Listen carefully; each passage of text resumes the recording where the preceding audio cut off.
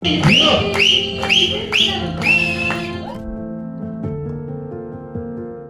তো ভীষণ নার্ভাস, ওরটা আমি জানি না, আমার বুক ঢিপ ঢিপ করছে।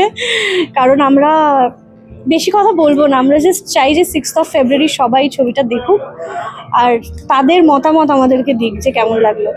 দর্শকরা সিনেমা হলে বক্স অফিসে তাণ্ডব করো, আমাদের নাচ দেখেছো, এই নাচ যাতে বক্স অফিসে তোমাদের হয়। আমি তো চাইবই আমার ইন্ডাস্ট্রির ভালো হোক, বাংলা ইন্ডাস্ট্রির ভালো হোক, বাংলার প্রত্যেকটা শিল্পী তাদের শিল্পর সৎ ব্যবহার করুক, সৎ প্রয়োগ করুক।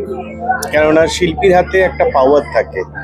তো শিল্পী যদি শুধু একজন কেরানির মতন হয়, আমরা বলতে বাধ্য হচ্ছি, তখন কেরানিকে আমি ছোট করছি না, কাউকে ছোট করার কেউ নেই, কিন্তু শিল্পর সত্তা, শিল্পীর সত্তা একটা অন্য রকম হয়।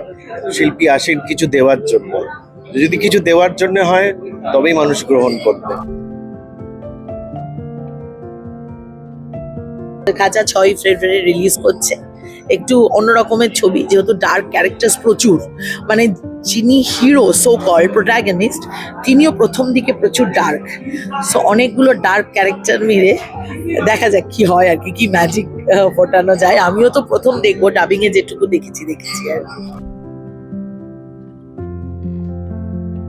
সব থেকে বড় কথা, এত গুণী মিউজিশিয়ান, গুণী আর্টিস্টদের সাথে আমার একটা কাজ, সেটা তো একটা বড় বিষয় অবশ্যই। এবং আইটেম নাম্বার, এই নিয়ে আমার প্রায় অনেকগুলো আইটেম নাম্বার, কিন্তু এইটা একটুখানি অন্য টাইপের, আপনারা নিশ্চয়ই শুনে বুঝতেই পারছেন। এবং আমার সাথে কেশবদা গেয়েছে, আর থ্যাঙ্কস টু মিন্ময়দা, অমিতদা এবং যে মিউজিক প্রোডাকশন, সবাইকে অসংখ্য ধন্যবাদ এত মানে ফাটানো একটা গান আমাকে দিয়ে গাওয়ানোর জন্য আর আমাকে ভরসা করার জন্য। Obviously thank you so much.